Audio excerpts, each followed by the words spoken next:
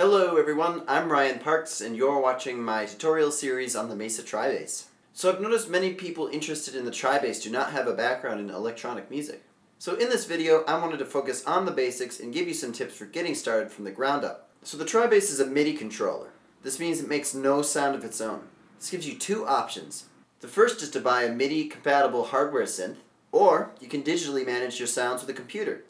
While I personally do not have experience with a hardware synth, there are loads of makes and models to choose from.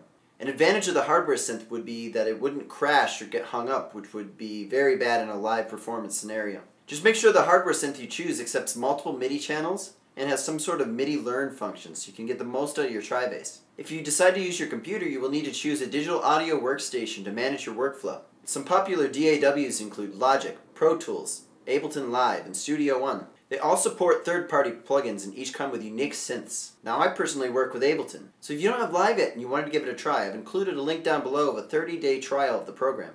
So if you're new to the tri-bass and you haven't watched Misa's other videos showing you how to set up the tri-bass with Live, I recommend you stop this video and watch those before you continue. For the rest of this video, I will show you my method for building a tri-bass template that will work for you. We can get rid of these two audio tracks for now, and one of the MIDI tracks. Now, our MIDI tracks are all going to look the same. I always set up a blank instrument rack. In MIDI effects, I drag a pitch out front so I can adjust the octave, or the pitch if I want to. And you can put whatever instrument you want in here, but today I'm going to use 4 instances of operator for this tutorial. Next we can duplicate this 3 times, hit Command D. We actually don't need these sends today, so I'll clean those up. And let's show the inputs and outputs, so we can adjust those. For live performance, we're going to switch everything to monitor in, and we're going to select channel 1 through 4 so that the tri-bass's squares correspond to each one of the tracks. Next we can do some MIDI programming. Select the MIDI tab. Usually I set the master to the volume knob. Let's go into instrument rack 1 here, and I'm going to program the macros so we don't have to do that later on. I'm going to set macro 1 to the y-axis, which you can program by touching the lower portion of the large square on the tri-bass. I'm going to program macro 2 to the x-axis. Next, I'm going to program the axes of the upper 3 squares on the tri-bass.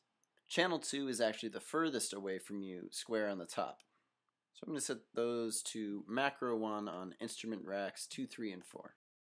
Now I don't have to do any more MIDI mapping on the tri-bass. If I want to map parameters, I simply hit the map on the instrument rack, select the parameter I want to map, and hit map to macro 1. So if you're planning on going for an electronic sound, I would recommend adding an audio track and pulling in a drum loop. Or as an option, you can program the beat yourself using Impulse from Live. If you want to get some audio loops, I recommend checking out loopmasters.com. They have a lot of free loops that you can use, and it's a great website for adding to your sound library. This is a pretty effective template we just built, but I also recommend that you check out my past video where I cover compressor sidechaining. It's included in the links down below. So once you have a working template, we can start choosing some sounds for our bass and leads. I'd like to introduce you to a feature in Live called Hot Swap. It's a little swirly button here that's included on every instrument. What it allows you to do is quickly switch between any of the presets using the keyboard.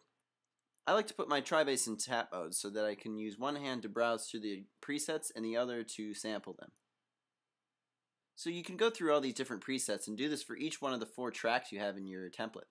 So I hope this video has been helpful to some of the beginners in Live.